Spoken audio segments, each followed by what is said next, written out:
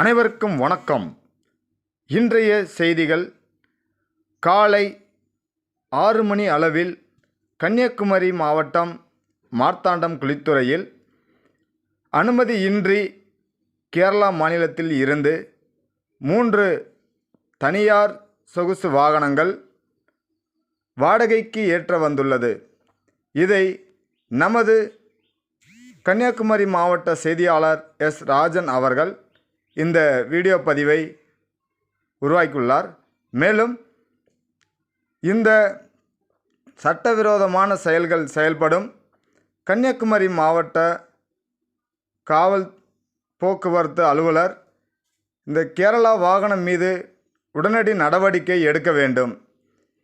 தமிழகத்தில் இருக்கக்கூடிய வாகன ஓட்டுநர்களுக்கும் உரிமையாளர்களுக்கும் வாழ்வாதாரம் இல்லாத சூழல் நிலவி கொண்டிருக்கும் இந்த நிலைமையில் கேரளா வாகனம் தமிழகத்தில் வந்து வாடகை ஏற்றுவது சட்டபூர்வமாக நடவடிக்கை எடுக்க வேண்டும் என்று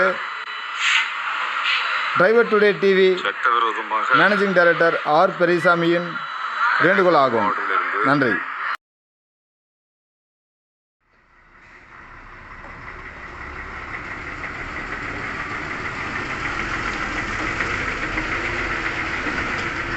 கன்னியாகுமரி மாவட்டத்திலிருந்து சட்டவிரோதமாக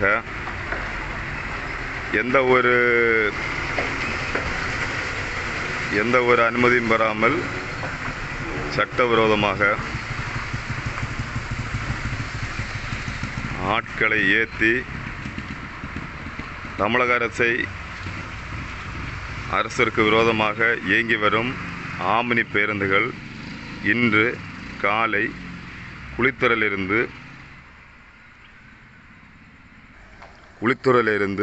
ஆட்களை ஏற்றி செல்லுகின்றார்கள். இதனால் இதை பொதுமக்கள் வாகன ஓட்டிகள் எத்தனையோ முறை புகார் கொடுத்தும் அதை கண்டுகொள்ளாமல் அதிகாரிகள் இருக்கின்றனர் என்பது இந்த வாகன ஓட்டிகளின் குமுறலாகவே காணப்படுகின்றது.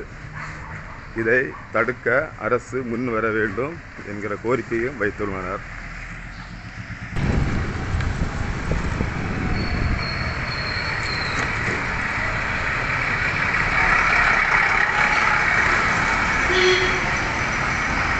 இதுவரை நமது சேனலை சப்ஸ்கிரைபர் செய்யாமல் இருந்தால் செய்து கொள்ளுங்கள். கூட இருக்கக்கூடிய பெல் பட்டனை ப்ரெஸ் பண்ணிக்கிங்க. நமது சேனலில் போடக்கூடிய வீடியோ உடனுக்குடன் உங்களுக்கு வந்து சேரும்.